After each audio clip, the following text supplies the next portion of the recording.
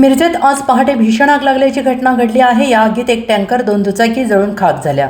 सुदैवाने या दुर्घटनेत कोणतीही जीवितहानी झालेली नाही। मिळालेल्या माहितीनुसार मिरज जुना माधवराव नगर रोडवरील भारतीय हॉस्पिटलच्या मागील बाजूस असलेल्या एका पत्र्याच्या पार्किंग शेडमध्ये पहाटेच्या सुमारास अचानक आग लागली।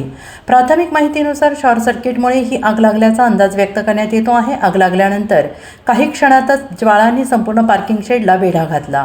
या भीषण आगीत पार्किंगमध्ये उभ्या असलेल्या एक टँकर आणि 2 दुचाकी पूर्णपणे जळून खाक झाल्या।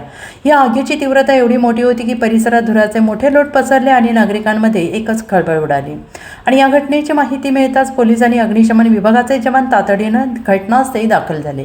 अग्निशमन दलाने शर्थीचे प्रयत्न करत आगीवर नियंत्रण मिळवलेलं आहे। आग आणखीन पसरून मोठे नुकसान होण्यापासून बचाव करण्यात आला। या घटनेत कोणतीही जीवितहानी झाली नसल्याने मोठा अनर्थ टळलाय। मात्र टँकर आणि 2 दुचाकींचे मोठ्या प्रमाणात नुकसान झालेलं आहे। घटनास्थळी मोठ्या प्रमाणात नागरिकांनी गर्दी केलेली होती। पोलिसांनी परिसर सुरक्षित करत नागरिकांना घटनास्थळापासून दूर ठेवले। दरम्यान आगीचे नेमके कारण काय आणि झालेल्या नुकसानीचा पंचनामा करण्याचे काम सुरू असून शॉर्ट सर्किटमुळेच आग लागली का याचा अधिक तपास संबंधित यंत्रणांकडून करण्यात येतो।